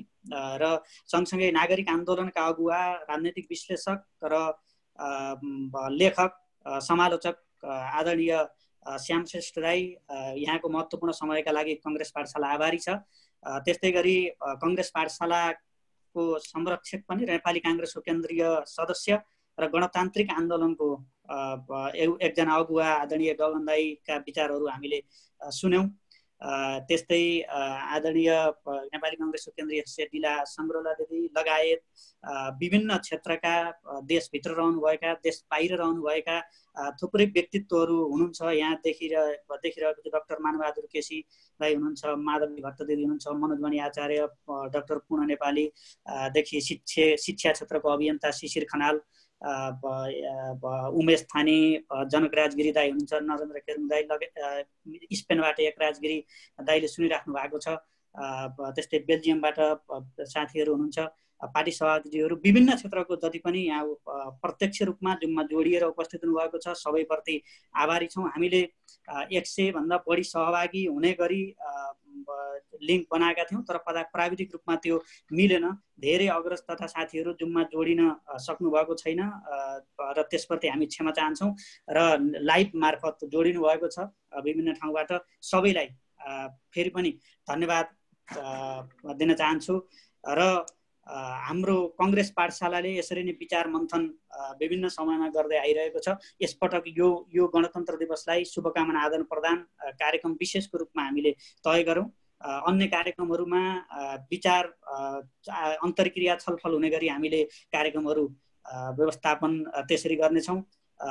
स्थानीय सरकारका प्रतिनिधिज्यूहरूदेखि विभिन्न क्षेत्रमा रहेर यो कार्यक्रमको यो 1.5 घण्टाको अवधिमा सुनिदिनु भएकोमा, सहभागी भइदिनु भएकोमा, कुरा राखिदिनु भएकोमा, महत्त्वपूर्ण समय प्रदान गरिदिनु भएकोमा र यो अग्रज पुस्ता गणतान्त्रिक आन्दोलनको अग्रज पुस्ता र अहिले अनुज पुस्तालाई एकै ठाउँमा कार्यक्रममा जोड्ने प्रयत्नमा हामीलाई साथ दिनुभएकोमा सबैप्रति काङ्ग्रेस पाठशालाको तर्फबाट हार्दिक आभार तथा धन्यवाद व्यक्त गर्न चाहन्छु। धन्यवाद।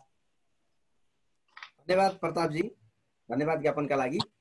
अब कार्यक्रम सकिन लागेको छ। मैले खालि बिट मार्ने बेलामा यति भने हाम्रा नेपाली काङ्ग्रेसका केन्द्रीय सदस्य नेता नरहरि आचार्यज्यू हाम्रो कार्यक्रममा पाल्दिनु भयो। यो आजको विशेष दिनमा युगान्तकारी परिवर्तन भएको दिनलाई हामीले स्मरण गर्नका निम्ति आज यो कार्यक्रमको संयोजन र विभिन्न विषयहरूमा विचार विमर्श छलफल भयो। राजनीतिक विश्लेषक श्याम श्रेष्ठले हाम्रो निमन्त्रणालाई स्वीकारेर पाल्दिनु भयो, आफ्नो विचारहरू प्रस्तुत गरिदिनु भयो र हाम्रा संरक्षक नेपाली काङ्ग्रेसका केन्द्रीय सदस्य गगन थापाज्यूले विषयवस्तुलाई सम्पूर्ण रूपमा प्रस्तुत गरिदिइसक्नु भएको छ। त्यसै गरी डिला सङ्ग्रोला दिदीले पनि आफ्ना विचार राखिदिनु भयो नेपाली काङ्ग्रेस केन्द्रीय सदस्यले। नेपाली काङ्ग्रेसका पार्टी सभापतिहरू केही सीमित व्यक्तिहरूलाई मात्र हामीले जोड्न सफल भयौँ हाम्रो समयको सीमितताका कारणले गर्दा। र यो काङ्ग्रेस पाठशालामा हामी प्रताप पौडेल, दिल्लीराम सुवेदी, कृष्ण रिजाल, निमा गिरी, रोहित पौडेल, जिम्मी लामा र हामीलाई प्राविधिक संयोजन गरिरहने महेश दुलाल जी र म युवराज पाण्डे कार्यक्रममा सम्पूर्णलाई पुनः धेरै धेरै धन्यवाद व्यक्त गर्दै कृतज्ञता व्यक्त गर्दै आगामी दिनहरूको कार्यक्रममा पनि यहाँहरूको उपस्थिति रहनेछ। हामीले यहाँहरूसँग संवाद छलफल विभिन्न नीतिगत विषयहरूमा विभिन्न राजनीतिक विषयहरूमा गर्नेछौँ भन्ने विश्वासका साथ यहाँहरू सबैलाई धन्यवाद दिँदै बिदा हुन चाहन्छु। धन्यवाद, नमस्कार, जय नेपाल।